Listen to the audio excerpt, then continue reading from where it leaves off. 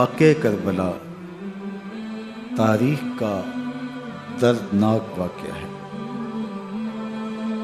یہ اقتدار کی جنگ نہیں تھی، اقدار کی جنگ تھی۔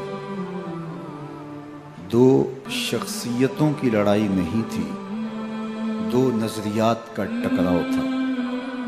یہ حق اور باطل کا معرکہ تھا۔ یزید ظلم کا استعارہ ہے، حسین ابن علی امن کی علامت ہے۔ یزید جبر کا پتلا ہے، حسین صبر کا پیکر ہے۔ یزید اپنی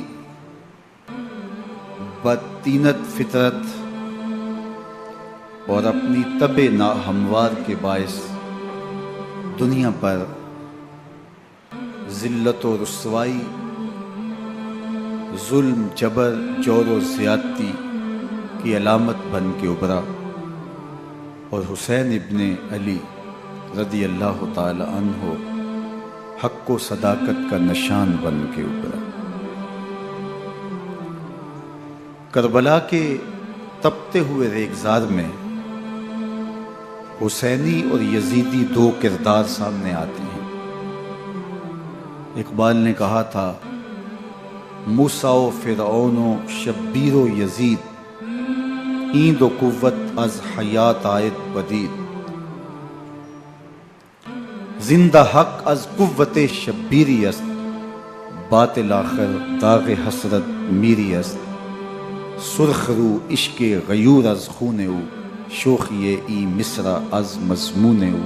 تا قیامت قطع استبداد کر، موج خون او چمن ایجاد کر۔ یزید بہدل کی بیٹی محسون کا ناپاک بیٹا تھا، اور حسین محمد عربی کی بیٹی فاطمہ کا شہزادہ تھا۔ یزید دمشق کے اطراف میں سرجون اور جریر، اختل جیسے اوباشوں کے جرمٹ میں پل کے جوان ہوا۔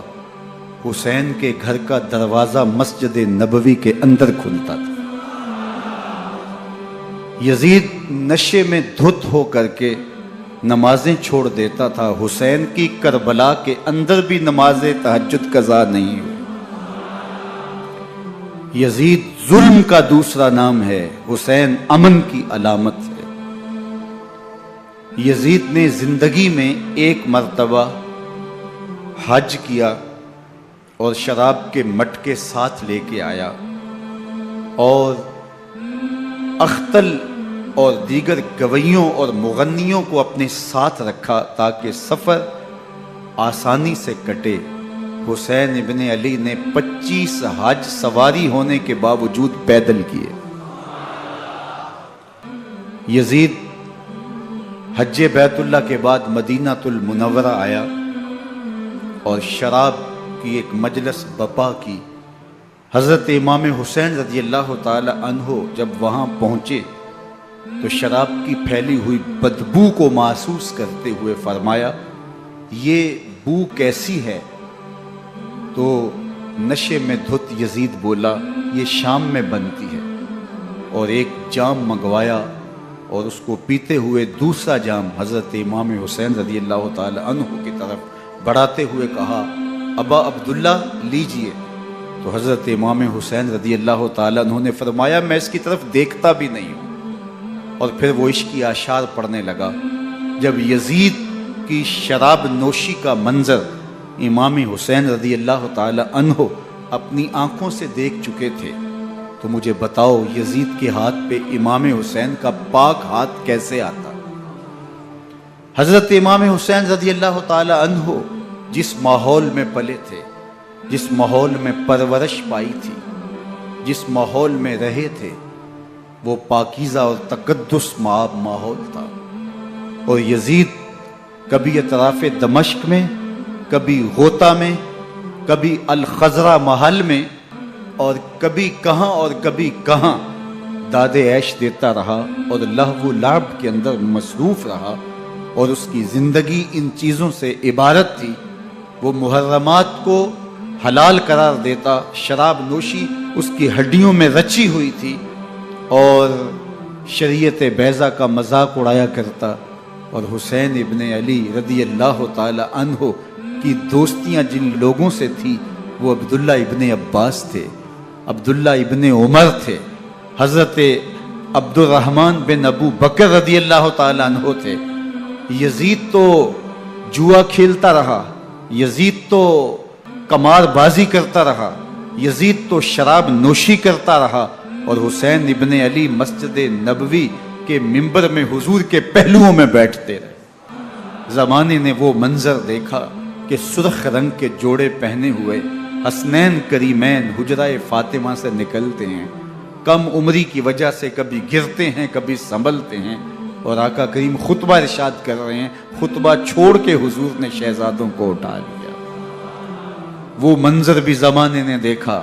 حضرت عبداللہ بن شداد کہتے ہیں کہ حضور سجدے میں تھے اور سجدہ اتنا طویل ہو گیا، ہمیں لگا یا تو وحی کا نزول ہو رہا ہے یا پھر اللہ کا حکم آ گیا اور اللہ کے محبوب کی روح قبض کر لی گئی. لیکن میں نے جب نظریں اٹھا کے ننکیوں سے دیکھا تو کیا منظر تھا کہ حسین ابن علی حضور کی پشت پہ بیٹھے ہوئے اور میرے آقا سجدے کو طول دے رہے ہیں. اللہ اکبر. حسین کے لیے پیغمبر کے سجدوں کو طول دیا جا رہا ہے. حسین ابن علی کبھی منبر پہ حضور کی اطراف میں بیٹھتے ہیں. وہ منظر بھی دنیا نے دیکھا کہ حضور کے مبارک کندھوں پر حسین ابن علی بیٹھے ہیں اور حضور کی زلفوں کو پکڑا ہوا ہے. تو حضرت عمر رضی اللہ تعالیٰ عنہ دیکھ کے کہتے ہیں واہ واہ کیسی سواری میسر آئی حسین ابن علی کو. تو میرے آقا مسکرا کے کہتے ہیں عمر سواری دیکھتے ہو سوار بھی تو دیکھو. اللہ اکبر. حضرت اسامہ بن زید بن حارثہ رضی اللہ تعالیٰ عنہ فرماتے ہیں رات کا ایک پہر گزر گیا اور مجھے حضور سے کوئی کام تھا. میں آقا کریم کی خدمت میں حاضر ہوا، در دولت پہ دستک دی. حضور تشریف لائے تو چادر اوڑی تھی، بکل کی ہوئی تھی میرے حضور نے. تو میں نے اپنی حاجت کہی تو حضور نے میری حاجت پوری کر دی. لیکن ایک منظر میں نے دیکھا کہ حضور نے جو چادر کی بکل فرمائی تھی اس کے اطراف میں پہلوؤں میں ابھار تھے جس طرح اندر کوئی ہو. مجھ سے نہ رہا گیا، میں نے پوچھ لیا. میں نے کہا بندہ نواز چادر کے اندر کیا ہے؟ فکاشفہ. تو حضور نے چادر کو کھول دیا. فائز الحسن والحسین علی ورکہ. تو کہتے ہیں میں نے اپنی آنکھوں سے دیکھا ایک پہلو سے امام حسین لپٹے ہوئے تھے، ایک پہلو سے امام حسن لپٹے ہوئے تھے. فرمایا یہ میرے بیٹے ہیں، یہ میری بیٹی کے بیٹے ہیں. اے اللہ میں ان سے پیار کرتا ہوں، تو بھی ان سے پیار کر، جو ان سے پیار کرے اس سے بھی پیار کر. ان کی محبت کا درس دیا، ان کے پیار کا سبق پڑھایا. کہا ان سے پیار کرنے والا میرے سے پیار کرنے والا ہے، ان سے بغض رکھنے والا میرے سے بغض رکھنے والا ہے. ان کی تکلیف حضور کو بے چین کر دیتی تھی. حضرت سیدہ فاطمہ الزہرا رضی اللہ تعالی عنہا کے گھر کے قریب سے گزرے تو حضرت امام حسین کے رونے کی آواز آ رہی تھی. تو آقا کریم علیہ السلام نے فرمایا کہ فاطمہ حسین کو چپ کرواؤ. اللہ تعالیٰ انا بقاءہ یوزینی. تو جانتی نہیں حسین کا رونا مجھے دکھ دیتا ہے. حسین ابن علی کو حضور رونے نہیں دیتے تھے، ان کو دکھی نہیں ہونے دیتے تھے، کیونکہ رسول اللہ صلی اللہ علیہ وسلم جانتے تھے کہ یہ کتنے دکھ سہے گا، کتنی تکلیفوں سے گزرے گا اور کتنے مصائب سہے گا. زمانے نے وہ گھڑیاں بھی دیکھی کہ حضرت حذیفہ بن یمان رضی اللہ تعالیٰ عنہ فرماتے ہیں کہ میں حضور کی خدمت میں نماز مغرب کی ادائیگی کے لیے حاضر ہوا، اور میں نے یہ اجازت خاص طور پہ اپنی ماں سے اس شرط پہ لی تھی کہ امی آپ مجھے اجازت دیں، میں حضور کی خدمت میں حاضر ہوتا ہوں، مغرب کی نماز بھی ادا کروں گا اور پھر حضور سے عرض کروں گا حضور میرے لیے اور میری ماں کے لیے بخشش کی دعا کر دیجیے. ماں نے اس شرط پہ اجازت دے دی اور میں حضور کی خدمت میں آ گیا. نماز مغرب ادا کی، سلام پھرا تو میرے دل میں آرزو تھی میں حضور سے عرض کروں حضور میرے لیے اور میری ماں کے لیے مغفرت کی بخشش کی دعا کر دیں. لیکن حضور عبادات میں، ذکر میں، نوافل میں ایسے مشغول ہوئے کہ میں آرزو رکھنے کے باوجود بھی عرض نہ کر سکا. خیر نماز عشاء کا وقت ہوا اذان پکاری گئی، حضور مصلی پہ آئے، نماز پڑھی، سلام پھرا، تو میرے دل میں پھر خیال آیا کہ ماں سے ایک نماز کی چھٹی لی تھی، نمازیں بھی 2 ہو گئیں، ماں نے جاتے پوچھنا ہے حضور سے میرے لیے اور اپنے لیے مغفرت کی بخشش کی دعا کروائی تھی تو کیا جواب دوں گا؟ اور حضور اٹھے اور کاشانہ اقدس کی طرف چل دیے۔ اب میرے دل میں یہ خیال رہ کے آ رہا تھا کہ ماں کو کیا جواب دوں گا؟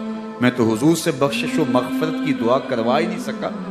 جب حضور چل پڑے تو غیر ارادی طور پہ میں بھی حضور کے پیچھے چل پڑا۔ چلنے میں تھوڑی سی رفتار تیز ہو گئی جس سے قدموں کی آہٹ پیدا ہوئی، تو جب آواز پیدا ہوئی تو حضور نے رخ پھیرے بغیر فرمایا من ھذا، میرے پیچھے پیچھے کون آ رہا ہے؟ پھر خود ہی کہا حذیفہ تو نہیں؟ تو میرا دل دھڑک رہا تھا، قل تو نعم، میں نے کہا جی حضور میں حذیفہ ہوں۔ فرمایا ما حاجتوں کا غفر اللہ لکا ولأمک، کیا کام ہے؟ اللہ تجھے بھی بخش دے، تیری ماں کو بھی بخش دے۔ اب جو کام تھا وہ جنبش لب سے پہلے ہی ہو گیا، یہاں تو لفظوں کا سہارا بھی نہیں لینا پڑتا، وہ بند لبوں کی بولیاں بھی سنتے ہیں۔ اقبال بولا ہے فروغت صبح آثار و دہور، چشم تو بھی نندائے ما فی الصدور، تیری نظر تو سینوں کے چھپے راز بھی دیکھتی ہے۔ تو کہا ما حاجتوں کا غفر اللہ لک ولأمک، اللہ تجھے بخش دے، تیری ماں کی بھی مغفرت کر دے، کیا کام ہے؟ اب جو کام تھا وہ تو ہو گیا۔ تو میرے حضور نے ارشاد فرمایا حذیفہ سنو، ابھی ایک فرشتہ آیا ہے جو اس سے قبل دھرتی پر پہلے کبھی نہیں آیا، آج پہلی مرتبہ اللہ سے اجازت لے کے 2 کام کرنے آیا ہے۔ ایک تو مجھے سلام کرنے آیا ہے اور دوسرا خوشخبری دینے آیا ہے کہ آپ کی بیٹی فاطمہ جنتی عورتوں کی سردار ہے اور حسن اور حسین جنتی جوانوں کے سردار۔ ایک طرف یزید ناپاک محسون کا پلیت بیٹا اور ایک طرف محمد عربی کا نواسا، فاطمہ کے دودھ کا اثر، علی المرتضیٰ کے خون کی تاثیر، رسول اللہ صلی اللہ علیہ وسلم کے کندھوں پہ بیٹھنے والا۔ ایک دن حضور نے امام حسین رضی اللہ تعالیٰ عنہ کے ہاتھ پکڑ لیے اور ان کے پاؤں اپنے پاؤں پہ رکھے اور پھر فرمایا بیٹے آگے بڑھو، اور ان کے پاؤں حضور کی پنڈلیوں پہ آئے۔ پھر کہا بیٹے اور آگے بڑھو، حتیٰ کہ ان کے پاؤں حضور کی رانوں پہ آئے۔ پھر فرمایا بیٹا اور آگے بڑھو، تو ان کے پاؤں حضور کے مبارک بطن اقدس پہ آئے۔ پھر بازوں کو کھینچ کے اپنے قریب کیا اور حسین ابن علی کے منہ میں اپنی زبان رکھ دی، اور وہ اس طرح چوس رہے تھے جس طرح کھجور چوسی جاتی ہے۔ تو اللہ کے محبوب علیہ السلام نے حسین ابن علی کو اپنی زبان کا لعاب دہن دے کر کے، وہ شیر رحمت دے کر کے، وہ کوثر و تسلیم سے پاکیزہ تر آب رحمت عطا کر کے ان کی ہمیشہ کے لیے پیاس بجھا دی، تاکہ کل کربلا کے تپتے ہوئے ریگزار میں حسین ابن علی کو پیاس کی شدت تنگ نہ کرے اور پائے استقلال میں لغزش نہ آنے پائے۔ ان نازوں سے پالے ہوئے حسین کو، ان محبتوں سے پالے ہوئے حسین ابن علی کو امتحان بھی اتنے بڑے درپیش تھے۔ یاری تیری سونا پر ازمیشاں تیریاں اگ، سونا پرکھیا جامدہ ہے نال اگاں دے لگ۔ جتنا بڑا شخص ہوتا ہے اتنی آزمائشیں بھی بڑی ہوتی ہیں۔ پیغمبر رحمت کی آغوش میں کھیلنے والا، حجرہ فاطمہ کا جانشین، مصلی رسول کا وارث، منبر رسول صلی اللہ علیہ وآلہ وسلم پر حضور کے مبارک پہلو اور گود میں بیٹھنے والا حسین، حضور کی زبان چوسنے والا حسین، حضور کے کندھوں پہ سواری کرنے والا حسین، آقا کریم علیہ الصلوۃ والسلام کے مبارک سجدے کی حالت کے اندر حضور کی پشت پہ کھیلنے والا حسین، جس حسین کا دروازہ مسجد نبوی کے اندر کھلتا تھا اور یزید کی کرتوتوں کے چشم دید گواہ تھے۔ یزید جب تخت نشین ہوتا ہے تو اسے یہ فکر ہوتی ہے کہ امام حسین عبداللہ بن زبیر، عبداللہ بن عمر، عبداللہ ابن عباس یہ میری بیعت کریں، اور وہ ولید بن عقبہ کو لکھتا ہے کہ ہر صورت میں ان کی بیعت لو، اور اگر بیعت نہ دیں تو سختی کرو۔ حضرت امام حسین رضی اللہ تعالی عنہ کو بلاوا آتا ہے کہ آپ کو دارالامارت میں گورنر ہاؤس میں بلایا جا رہا ہے۔ ولید بن عقبہ کا پیغام آپ کو پہنچتا ہے۔ آپ اس وقت فرماتے ہیں کہ اس وقت جو پیغام پہنچا ہے وہ کسی خطرے سے خالی نہیں ہے، تو کچھ سواروں کو ساتھ لیا، کہا تم دارالامارت کے باہر کھڑے رہنا، اگر میری آواز بلند ہوئی تو اندر آ جانا، ورنہ تم انتظار کرنا۔ آپ اندر گئے۔ ولید بن عقبہ نے مروان کو بھی بلایا تھا۔ مروان بن حکم یہ گورنر مدینہ ولید سے پہلے رہ چکا ہے، تو اس نے مشورہ دیا کہ سختی کی جائے۔ خیر ولید بن عقبہ نے کہا کہ یہ خط ہے، حضرت امیر معاویہ کا انتقال ہو گیا اور یزید تخت نشین ہوا، لہٰذا وہ آپ سے بیعت کا مطالبہ کرتا ہے۔ تو حضرت امام حسین رضی اللہ تعالیٰ عنہ نے فرمایا کہ میرے جیسا شخص یوں چھپ کے بیعت نہیں کر سکتا، اور آپ واپس پلٹے۔ مروان بن حکم نے ولید بن عقبہ کو کہا کہ یہ موقع ہے جانے نہ دیا جائے، اگر یہ نکل گئے تو دوبارہ تم قابو نہیں پا سکو گے اور انہیں یہیں قتل کر دیا جائے۔ حضرت امام حسین رضی اللہ تعالیٰ عنہ نے یہ بات سن لی۔ کہتے ہیں حضرت امام حسین انہی قدموں کے بل واپس پلٹے اور مروان بن حکم سے مخاطب ہو کے کہا، مروان کیا بول رہا ہے؟ وہ خاموش ہو گیا۔ فرمایا تو جانتا نہیں ہم کون ہیں؟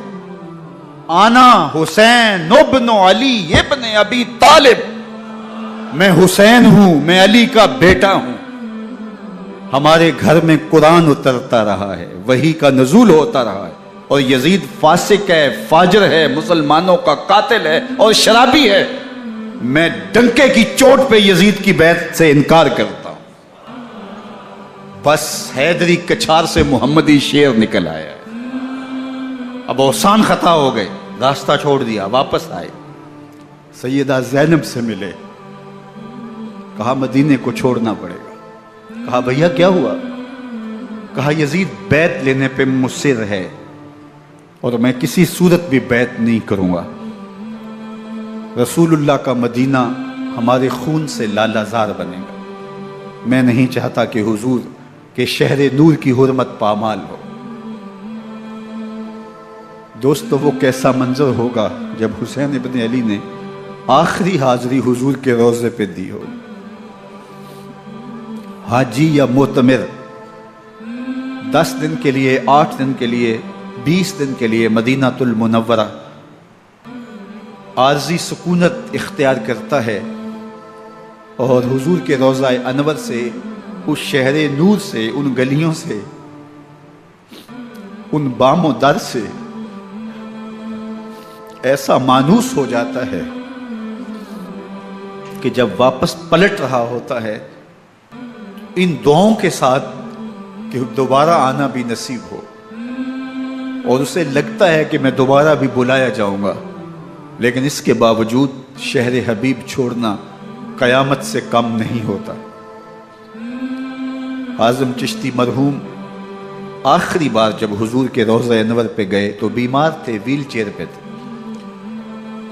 باب بقی سے باہر نکلے تو خادم سے کہا کہ میری ویل چیئر پیچھے سے کھینچو تاکہ میرا رخ روضہ انور کی طرف رہے، اور وہ پیچھے سے کھینچتا چلا جا رہا ہے، اور جب باب مکہ سے پیچھے جنت البقیع کے قریب سے گنبد خضرا نگاہوں سے اوجل ہونے لگا تو اعظم چشتی مرحوم نے کہا، جان بدن سے نکلتی ہے اعظم، جان بدن سے نکلتی ہے اعظم، کوئی آسان ہے مدینے سے جدا ہونا،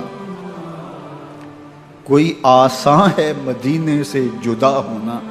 یہ اس شخص کی کہانی ہے جو 10 دن، 5 دن، مہینہ، 2 ماہ وہاں رہتا ہے اور پھر اس شہر کو چھوڑ کے آنا اس کے لیے آسان نہیں ہوتا۔ اور مجھے بتاؤ کہ حسین جو پیدا مدینے میں ہوا، جس کے گھر کا دروازہ مسجد نبوی کے اندر کھلتا تھا، جو مسجد نبوی کے اندر پرورش پا کے جوان ہوتا ہے اور مدینے کی گلیوں میں کھیلتا رہا، اس حسین ابن علی کے لیے مدینہ چھوڑنا، اور پھر وہ اس بات کا علم اور شعور رکھتے تھے کہ یہ آخری بار حضور کے در پہ حاضری ہے، دوبارہ اس شہر نور میں نہیں آ سکوں گا، تو کیا قیامت ہوگی اور کیا منظر ہوگا۔ محمد بن حنفیہ کے علاوہ خاندان نبوت کے جتنے لوگ تھے ان سب نے شہر مدینہ کو الوداع کہا، اور رات کے موقع میں مدینہ المنورہ کو، مسجد نبوی کو چھوڑ کر کے مکہ کی جانب عازم سفر ہوئے۔ 3 شعبان المعظم کو مکہ المکرمہ پہنچتے ہیں، ادھر کوفیوں کے خطوط آنے شروع ہو جاتے ہیں۔ حضرت امام حسین رضی اللہ تعالیٰ عنہ مسلم بن عقیل رضی اللہ تعالیٰ عنہ کو صورتحال معلوم کرنے کے لیے بھیج دیتے ہیں۔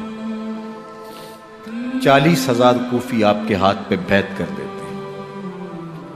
ادھر 25 پیدل حج کرنے والے حضرت امام حسین 8 ذی الحج کو احرام باندھتے ہیں، لیکن آپ کو پتہ چلتا ہے کہ حاجیوں کے روپ میں قاتل چھپا دیے گئے، تو آپ اس احرام کو حج کی بجائے عمرے میں بدلتے ہیں اور کوفے کی جانب عازم سفر ہوتے ہیں۔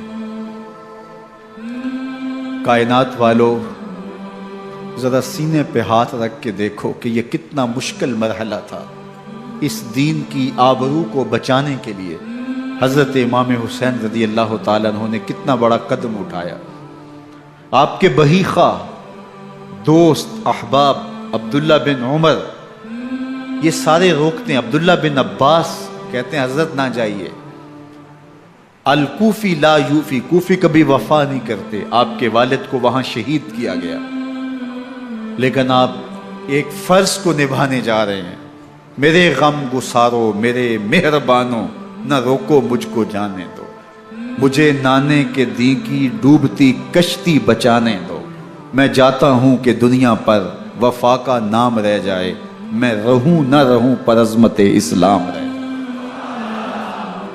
میں نہیں جاتا تو نبی کے گھر کی آن جاتی ہے، میں نہیں جاتا تو نبی کے گھر کی آن جاتی ہے، تمہارا دین جاتا ہے، میری غیرت ایمان جاتی ہے۔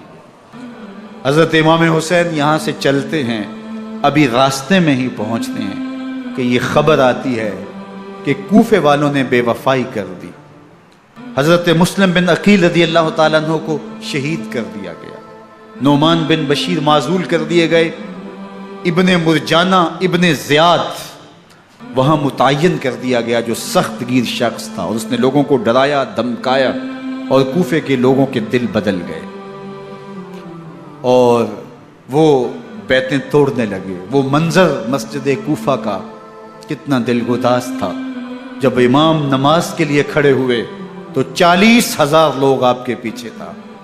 جب سلام پھیرا اور امام نے دیکھا کہ پیچھے لوگ نہیں ہیں، پھر لوگوں نے اپنے دروازے بھی بند کر لیے۔ رات کی تنہائیاں ہیں اور حضرت مسلم بن عقیل کو کوئی پناہ دینے والا نہیں، لوگوں نے دروازے بند کر لیے کہ کہیں ہمارے گھر میں نہ آ جائیں اور ہم مشقت اور حکومتی تشدد کا شکار نہ ہوں۔ کتنا دردناک لمحہ ہے حضرت مسلم بن عقیل رضی اللہ تعالیٰ عنہ پہ، اور پھر حضرت مسلم بن عقیل بے دردی سے شہید کر دیے جاتے ہیں۔ آپ ابھی راستے میں ہیں، یہ ساری کہانی پہنچتی ہے کہ حضرت مسلم شہید کر دیے گئے اور بے دردی سے شہید کر دیے گئے۔ وہ جنہوں نے خط لکھے تھے کہ ہم آپ کے ساتھ ہیں اور ہم منتظر ہیں، چشم برا ہیں، آپ کے قدموں کی چاپ سننے کے لیے بےتاب ہیں، آج انہوں نے بیعتیں توڑ دی۔ 40,000 کوفی منحرف ہو گئے۔ مسجد کوفہ کا وہ منظر کس قدر روح کو تڑپا دینے والا تھا۔ ہم پچھلے سال عصر اور مغرب کے درمیان جب کوفہ پہنچے تو سورج ڈوبنے کے قریب تھا۔ میں نے اپنی زندگی میں اتنا اداس موسم کہیں نہیں دیکھا جتنا اداس موسم کوفے میں دیکھا۔ ایسے لگتا تھا جس طرح کوفے کی آب و ہوا آج بھی شرمندہ ہے۔ جو مسلم بن عقیل اور خاندان نبوت کے ساتھ اہل کوفہ نے کیا، حضرت امام حسین رضی اللہ تعالیٰ عنہ کو ان کے بہی خواہوں نے، اعزاء نے، اقربا نے، دوستوں نے، آوان و انصار نے، ساتھیوں نے کہا کہ حضرت حالات یکسر تبدیل ہو گئے، اب ہمیں مراجعت کر جانی چاہیے، واپس پلٹ جانا چاہیے۔ تو حضرت امام حسین کافی سوچ بچار میں رہے، پھر اس کے بعد آپ نے فیصلہ کیا کہ ہم آگے بڑھیں گے۔ دوستوں نے کہا کہ حضرت اگر آپ آگے بڑھیں گے تو ہمیں لگتا ہے کہ وہ آپ کے ساتھ سلوک اچھا نہیں کریں گے اور آپ بچوں کے سامنے پیاسے شہید کر دیے جائیں گے۔ تو حضرت امام حسین رضی اللہ تعالیٰ عنہ نے وہاں ایک خطبہ ارشاد فرمایا کہ لوگوں تم جو مجھے بتا رہے ہو مجھے اچھی طرح معلوم ہے، جو تم مجھے منظر پیش کر رہے ہو وہ میری نگاہوں میں ہے، اور جو کچھ ہونے والا ہے چشم تصور وہ منظر دیکھ رہی ہے۔ کیونکہ حضرت امام حسین رضی اللہ تعالیٰ عنہ کی شہادت کی خبر حضرت امام حسین کے پیدا ہوتے ہی خاندان نبوت میں عام تھی۔ حضور علیہ الصلوۃ والسلام کو یہ بات جبریل امین نے آ کے بتائی تھی جب حسین ابن علی کے ساتھ حضور محبت کا اظہار کر رہے تھے، تو یہ جبریل امین نے آ کے کہا تھا حضور آپ کا یہ بیٹا ارض طف میں شہید کر دیا جائے گا، اور کربلا کی مٹی لا کے حضور کو دی اور ام سلمہ کو حضور نے عطا کر دی۔ حضرت ام سلمہ کہتی ہیں کہ ایک دن میں سوئی تو خواب دیکھا کہ حضور کے مبارک بال بکھرے ہوئے ہیں اور سخت پریشان ہیں، تو میں نے کہا کہ حضور آپ کی یہ کیا حالت ہے؟ وَبِيَدِهِ قَارُورَةٌ، اور حضور کے ہاتھ میں ایک شیشی ہے، فِيهَا دَمٌ، جس کے اندر خون ہے۔ تو میں نے کہا حضور یہ کیا؟ فرمایا میں قتل گاہ حسین سے آ رہا ہوں اور یہ حسین ابن علی کا خون ہے۔ تو کہا 10 محرم کا دن تھا، دوپہر کا یہ منظر تھا، میں کیلولہ کر کے اٹھی، جب میں نے دیکھا تو وہ شیشی جس میں کربلا کی مٹی رکھی تھی وہ خون بن چکی تھی۔ تو یہ خبر پہلے دی گئی تھی، یہ بتا دیا گیا تھا۔ فرمایا میرے دوستو جو تم مجھے بتاتے ہو میں اس سے بے خبر نہیں ہوں، یہ سب کچھ ہونے والا ہے، لیکن اس کے باوجود میں کیوں جا رہا ہوں؟ تو آپ کا ایک تاریخ ساز جملہ ہے جو کربلا کے فلسفے کو ہمارے سامنے رکھتا ہے کہ یہ اتنا بڑا امتحان کیوں دیا۔ حضرت امام حسین رضی اللہ تعالیٰ عنہ نے فرمایا وَلَكُمْ فِيَّ أُسْوَةٌ، میں اس لیے جا رہا ہوں قیامت تک ظلم، جبر اور ناانصافی کے خلاف کھڑے ہونے والوں کے لیے کوئی نمونہ تو ہو۔ میری زندگی قیامت تک ظلم، جبر اور استحصالی نظام کے خلاف کھڑے ہونے والوں کے لیے نمونہ ہے۔ تو حضرت امام حسین رضی اللہ تعالیٰ عنہ نے حق اور باطل کے درمیان ایک سرخ لکیر کھینچ دی اپنے خون سے۔ اب حق اور باطل کا امتیاز کرنا مشکل نہیں ہے، کوئی باطل پہ اڑا رہے تو الگ بات ہے، لیکن امتیاز کرنا مشکل نہیں ہے۔ حدود بالکل واضح کر دیں۔ اقبال نے یہاں کتنی خوبصورتی کے ساتھ اس مضمون کو نبھایا۔ سرخ رو عشق غیور از خون او، شوخی این مصرع از مضمون او، تا قیامت قطع استبداد کر، موج خون او چمن ایجاد کر۔ ایک جہاں آباد کر دیا، حق اور باطل کی راہیں اجال دی۔ اب لوگوں کو یزید کا چہرہ پہچاننے میں دیر نہیں لگتی، وقت کے ہر یزید کا چہرہ آسانی سے پہچانا جا سکتا ہے۔ یہ معرفت زمانے کو کروائی کس نے؟ حسین ابن علی نے کروائی رضی اللہ تعالی عنہ۔ تو حضرت امام حسین نے فرمایا کہ جو میرے ساتھ ہونے والا ہے میں اچھی طرح جانتا ہوں، لیکن میں اس کے باوجود آگے بڑھوں گا۔ پھر بڑھے اور کربلا میں جا کے خیمہ زن ہو گئے۔ 7 محرم کو پانی بند کر دیا گیا۔ پانی بند ہوا تو کھانا بھی میسر نہیں تھا، لیکن ذکر پانی کا ہوتا ہے اس لیے کہ کھانے کے بغیر انسان کئی دن کاٹ لیتا ہے، لیکن پانی کے بغیر گزر نہیں ہوتی۔ تو فرات کی نہر سامنے اپنی موجوں کے ساتھ چمک رہی ہے، لیکن ایک قطرہ آب بھی آل رسول کو نہیں دیا جا رہا۔ کائنات کے اندر ایسے انوکھے امتحان بھی ہوتے ہیں۔ وارثوں ساقی کوثر کے، مالک ہوں حوض کوثر کے، اور بیٹے ہوں ساقی کوثر کے، اور آج ایک بوند پانی کی بھی میسر نہ ہو۔ صبر کا امتحان ہے، عزیمت کا امتحان ہے۔ حضرت امام حسین رضی اللہ تعالیٰ عنہ خیمہ زن ہو گئے۔ 3 دن تک پانی بند رہتا ہے۔ 9 محرم کو رات کی تنہائی میں حملہ آور ہونا چاہتے ہیں، لیکن آپ نے کہا کہ ہمیں اللہ کے حضور عبادت اور ذکر کے لیے وقت دیا جائے۔ ساری رات ذکر میں گزرتی ہے، عبادات میں گزرتی ہے۔ رات کے اندھیرے میں آپ چراغ بجھا دیتے ہیں۔ آوان و انصار کو کہتے ہیں کہ ان کی دشمنی میرے ساتھ ہے، انہیں میرا خون چاہیے، اگر تم رات کی تاریکی میں نکل جاؤ تو میں تم سے کوئی مواخذہ نہیں کروں گا، اور یہ بھی تمہارا پیچھا نہیں کریں گے، اس لیے کہ ان کا مطلوب تم نہیں ہو، ان کا مطلوب میں ہوں۔ جب چراغ جلایا تو کوئی بھی نہیں گیا۔ مسلم بن نوسجہ کھڑے ہو کے کہتے ہیں حضرت اگر ہمارے بدن کو 70 بار کاٹا جائے اور جلایا جائے اور ہواؤں میں اڑا دیا جائے پھر بھی آپ کا ساتھ نہیں چھوڑیں گے۔ 70 سال کے بوڑھے ہیں حبیب بن مظاہر، کہتے ہیں حضرت آپ کو چھوڑ کے جائیں کہاں، آپ کو چھوڑ کے جائیں کہاں؟ کوئی ساتھ چھوڑنے کے لیے تیار نہیں ہے۔ پیاس ہے، سخت گرمی ہے، کربلا کا ماحول ہے، 72 افراد اور خاندان کی خواتین میدان کربلا میں خیمہ زن ہیں۔ دوسری طرف لشکر اعداء اشقیا 22,000 کی تعداد میں مقابلے میں، ایک روایت 30,000 کی ہے۔ ان صرف 72 پیاسے لوگوں کے لیے اتنے لوگوں کو جمع کرنے کا مقصد خوف زدہ کرنا تھا۔ شرط ہے کہ یزید کی بیعت کر لیں، محاصرے توڑ دیں گے، پانی دستیاب ہوگا، اعزاز و اکرام سے نوازا جائے گا، خزانوں کے منہ کھول دیے جائیں گے۔ لیکن حسین ابن علی کہتے تھے سب کچھ لٹ جائے گا، باطل کے ہاتھ پہ ہاتھ نہیں رکھو۔ اللہ اکبر۔ اب صبح طلوع ہوتی ہے، عاشور کا دن چڑھتا ہے، سورج اپنی پوری تمازت کے ساتھ گرمی برسا رہا ہے۔ آج خاندان نبوت کا امتحان زمانے نے دیکھنا ہے۔ رسول اللہ کا لعاب چوسنے والا اس کے صبر کا آج امتحان ہے، حضور کے کندھوں پہ کھیلنے والے حسین کا آج امتحان ہے۔ اللہ اکبر۔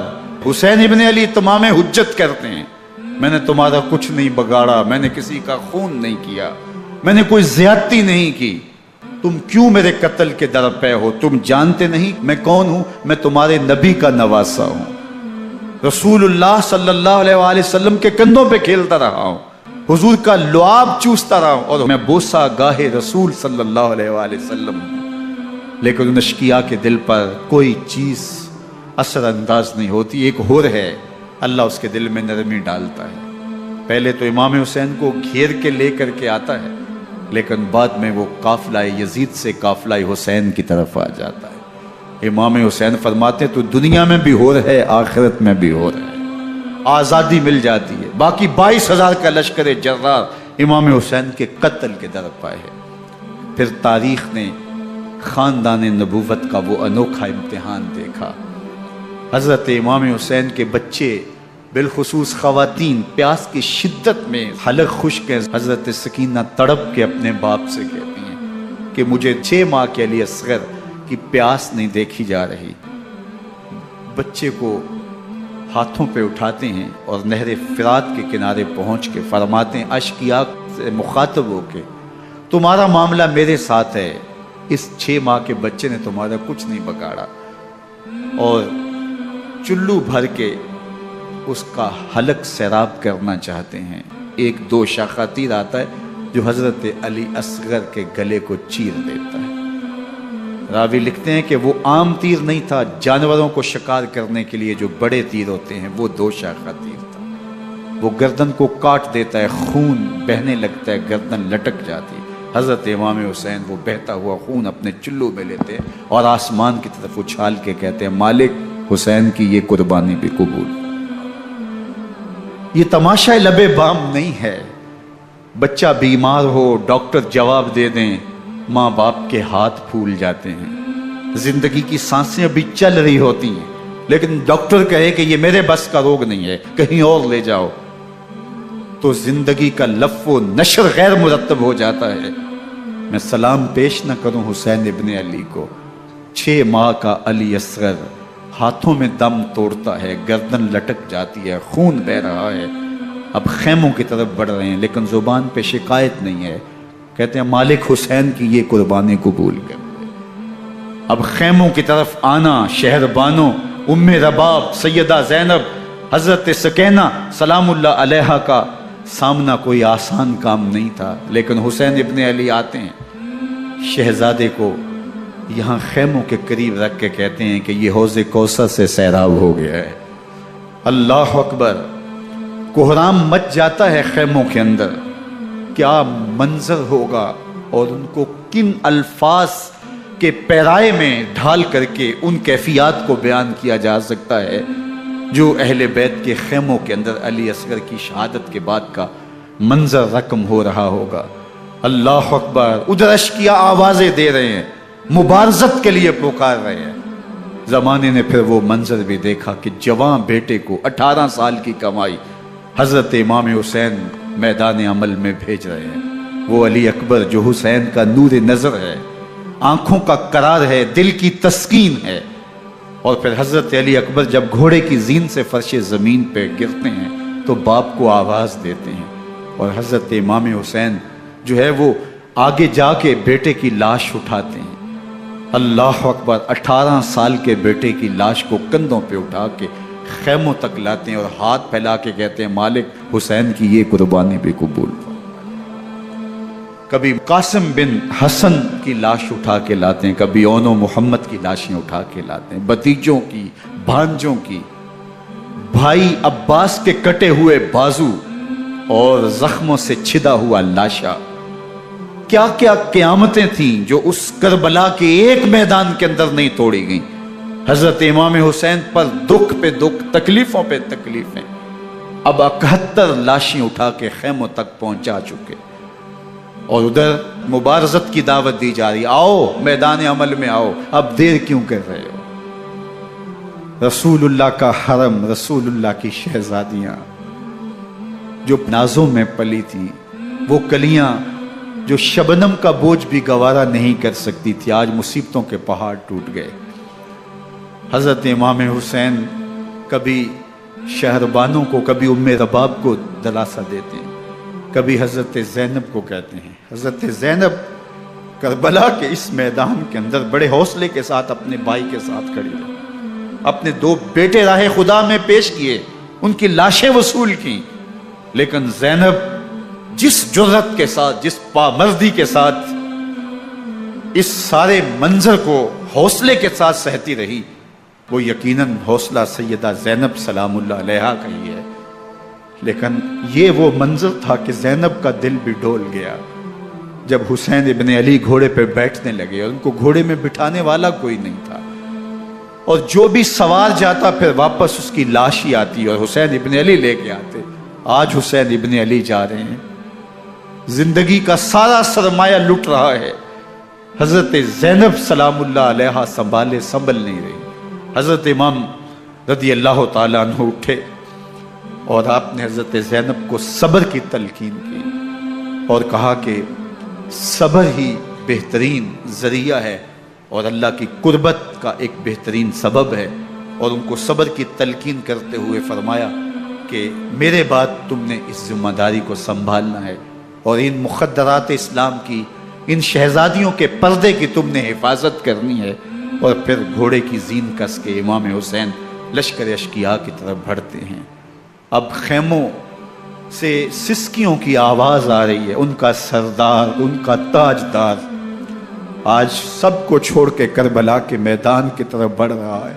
جرم کیا کیا، قصور کیا کیا، اس نے کیا زیادتی کی کہ آج نیزوں اور انیوں کے مقابلے میں 22,000 کا لشکر حضرت امام حسین پہ ٹوٹ پڑتا ہے۔ آپ پھر اتمام حجت کرتے ہیں، میں نے کسی کو قتل نہیں کیا، خون ناحق نہیں بہایا، میرے خون کے درپے کیوں ہو، اپنی آخرت کیوں برباد کرتے ہو، تم جانتے نہیں میں کون ہوں، میں تمہارے نبی کا نواسا ہوں۔ لیکن ابن زیاد کہتا ہے مقابلے میں آؤ۔ پھر حضرت امام حسین رضی اللہ تعالیٰ عنہ مقابلے میں آتے ہیں، اور جب گھوڑے کو ایڑ لگا کے دشمن اشقیاء پہ ٹوٹتے ہیں تو پھر ایسا منظر ہوتا ہے کہ وہ بھیڑ بکریوں کی طرح آگے بھاگتے ہیں۔ 71 زخم کلیجے پہ لیے شجاعت کا یہ پیکر جب میدان میں آتا ہے، آواز آتی، یہ کون ذی وقار ہے، بلا کا شاہ سوار ہے، لباس ہے پھٹا ہوا غبار سے اٹا ہوا، تمام جسم نازنی چتا ہوا کٹا ہوا، یہ نبی کا نور عین ہے، یہ بالیقین یہ حسین ابن علی ہے رضی اللہ تعالیٰ عنہ۔ پھر چاند بادلوں میں گھر جاتا ہے، شامی ہنڈے تیر برساتے ہیں، تلواروں سے آپ کے بدن پر ضربیں لگاتے ہیں اور نیزوں سے آپ کے بدن کو پرو دیتے ہیں۔ جب آپ کا پیراہن بعد میں اتارا گیا تو آپ کے پیراہن میں 122 سوراخ تیروں کے تھے، 33 زخم تلواروں کے اور 34 گھاؤ نیزوں کے تھے۔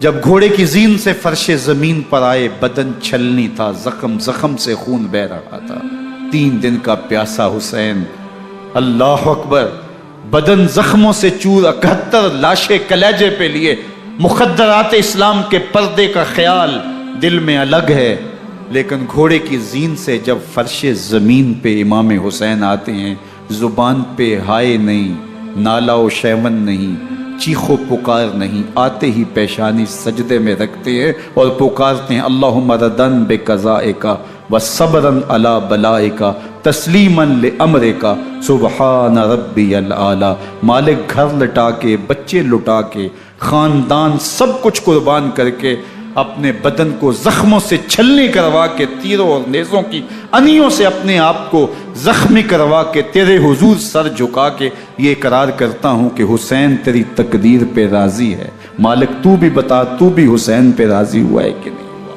آواز آ رہی ہے، اس پیاسے پر علی شیر خدا کو ناز ہے، اس نواسے پر محمد مصطفیٰ کو ناز ہے۔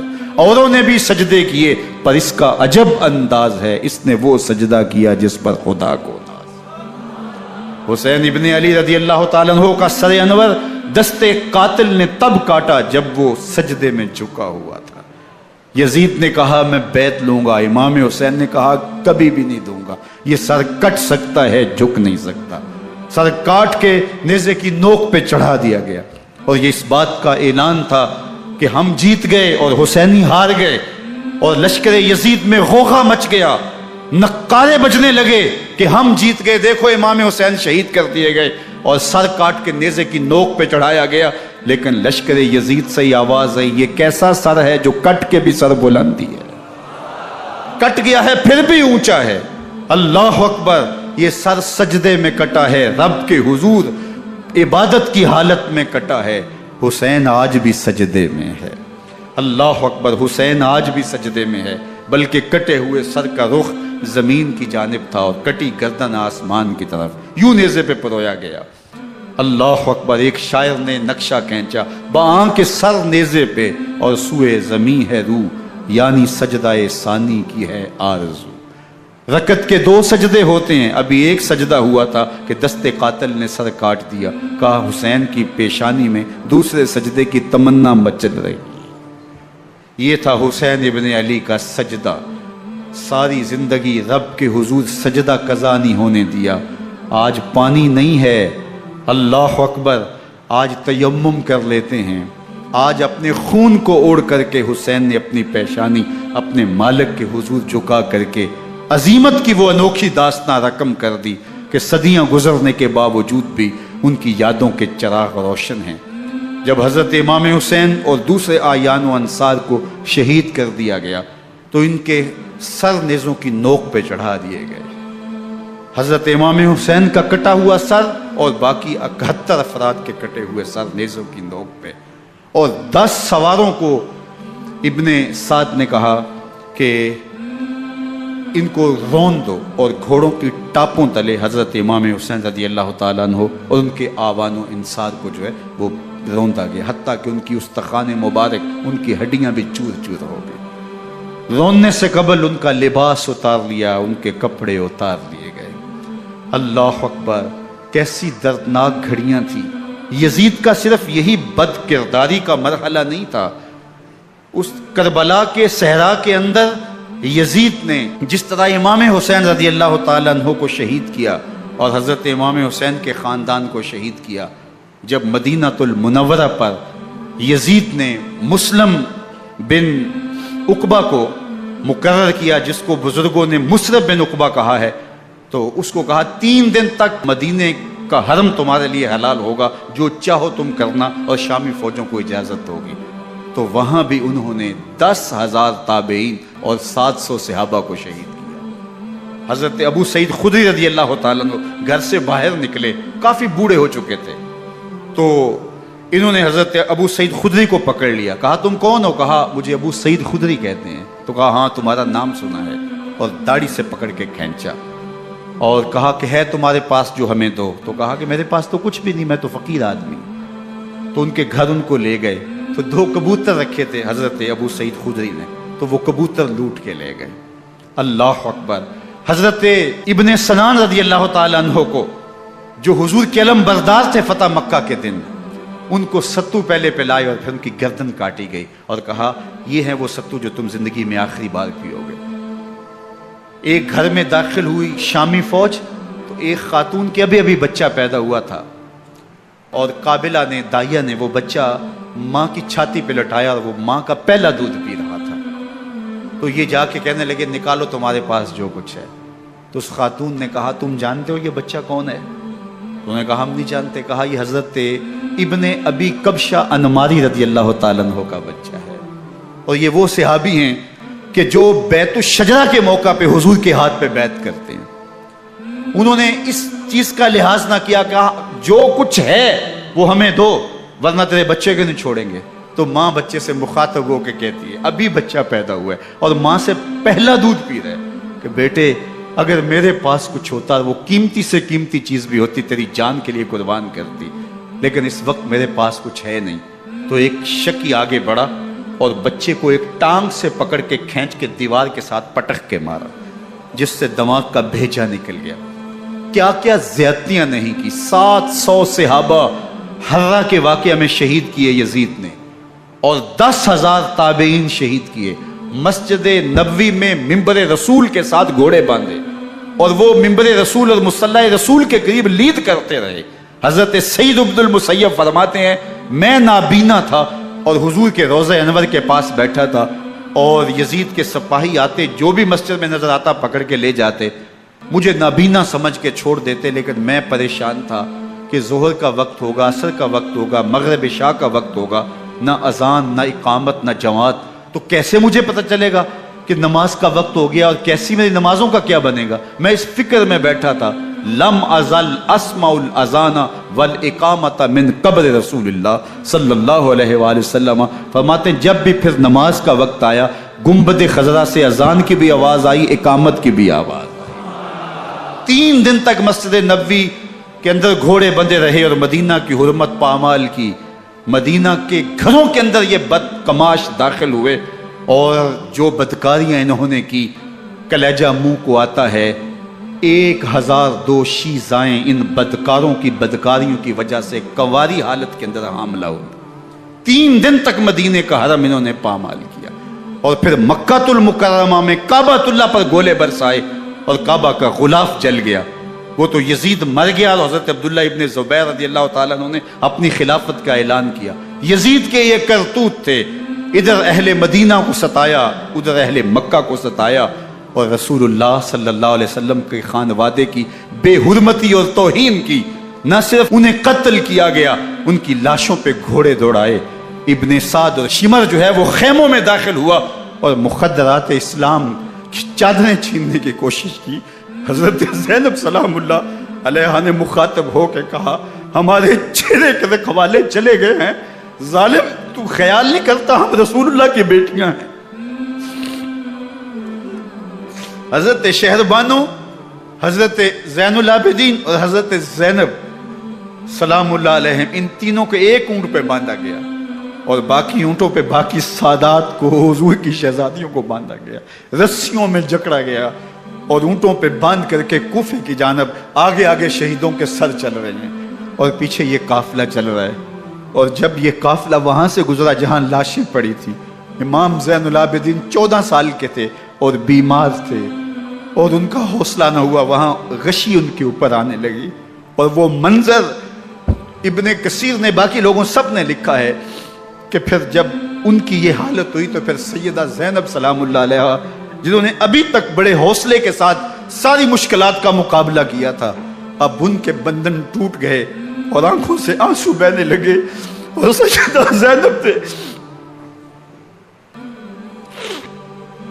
امام حسین رضی اللہ تعالیٰ عنہ کی لاش پہ کھڑے ہو کے، اور وہ روندی ہوئی لاش، ٹوٹی ہوئی ہڈیاں، اور وہ پریشان بدن، کٹا ہوا سر نیزے کی نوک پہ، اور لاش یہ پڑی ہے، تو حضرت سیدہ زینب نے مدینے کی طرف منہ کر کے جو ہے وہ حضور سے فریاد کی، یا محمد آہو، یا محمد آہو، ھذا حسین بالآراء مزمل بالدماء، یا محمد آہو بناتوں کا سبایا۔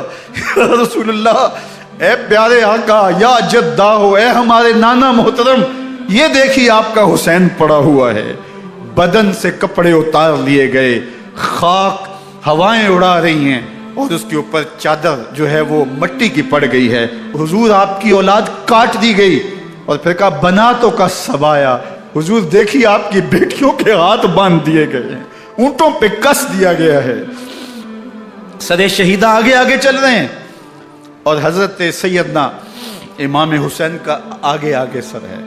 راستے کے اندر ایک جگہ آئی، رات گزری اور ان کو اتارا گیا۔ رات کا موقع تھا، ایک خاتون آئی اور اس نے کوئی کھانا پیش کیا ان کو، اور کہا کہ میں کسی زمانے میں حضرت سیدہ فاطمہ تو زہرا کی نوکری کیا کرتی تھی، ان کی لونڈی تھی، ان کی کنیز تھی، اور آج مجھے پتہ چلا کہ آپ لوگ گزر رہے ہیں، تو میں نے کہا کہ میں اپنی مخدومہ کے خاندان کی خدمت کروں۔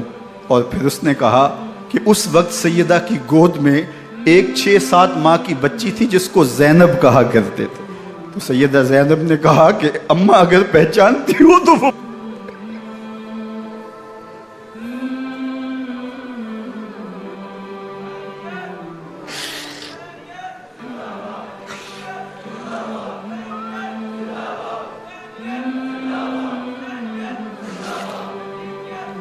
یہ تاراج اور لٹا ہوا کارواں پھر وہاں سے کوفے میں کیسے پہنچا، اور کوفے کے اندر سیدہ زینب سلام اللہ علیہا نے وہ یزید کے دربار میں، ابن زیاد کے دربار میں وہ جرأت آمیز جو باتیں کہیں، اللہ اکبر، زینب کی زبان میں علی کی خطابت بول رہی تھی، اور پھر دشمن اور دوست سارے رونے لگے، اور وہ کیا دل گداز منظر تھے۔ اور پھر یہ سروں کا قافلہ اور سادات کرام کا مشکیں کسی ہوئی ہیں اور اونٹوں پہ باندھے ہوئے، ان کو وہاں سے پھر قادسیہ، اور قادسیہ سے پھر دمشق یزید کے دربار میں پہنچایا گیا، اور وہاں سے یہ لٹے ہوئے خانمہ برباد تاراج لوگ مدینہ المنورہ میں کیسے پہنچے، اور اہل مدینہ نے کیسے استقبال کیا، اور وہ منظر کتنا دلگداز تھا جب اہل مدینہ زینب سے پوچھتے تھے زینب حسین کہاں ہے؟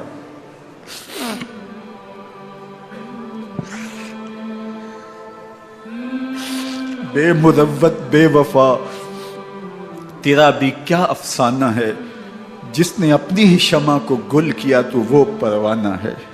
اپنے پیغمبر کے شہزادوں کو اور اپنے پیغمبر کی شہزادیوں کو جو دکھ اس امت نے دیے، یہ کائنات کی ایک انوکھی داستان ہے۔ اللہ ہمیں اسوہ شبیری پہ عمل کی توفیق عطا کرے اور ان کے نقوش پاک کی برکتیں دے، اہل بیت کی محبت ہماری روحوں میں جذب کر دے، اور جس عظیمت کے ساتھ، جس حوصلے کے ساتھ انہوں نے دکھوں کو جھیلا، جو دہکتی آگ کے شعلوں پہ سویا وہ حسین، جو جواں بیٹے کی میت پر نہ رویا وہ حسین، جس نے سب کچھ کھو کے کچھ نہ کھویا وہ حسین، مرتبہ اسلام کا جس نے دوبالا کر دیا، خون نے جس کے دو عالم میں اجالا کر دیا، جو کہ سوزے غم کو سانچے میں خوشی کے ڈھال کے مسکرایا موت کی آنکھوں میں آنکھیں ڈال کے۔ اے حسین ابن علی تم پر سلام، نازش آل نبی تم پر سلام۔ ذرا میرے ساتھ یہ پڑھ لیجئے، اے حسین ابن علی تم پر سلام،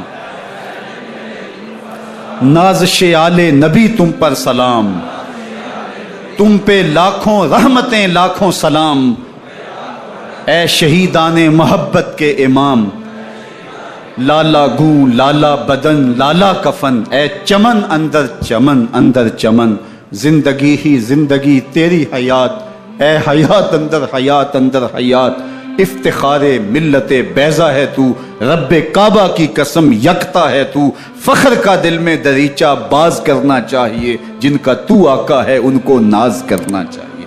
وآخر دعوانا ان الحمدللہ۔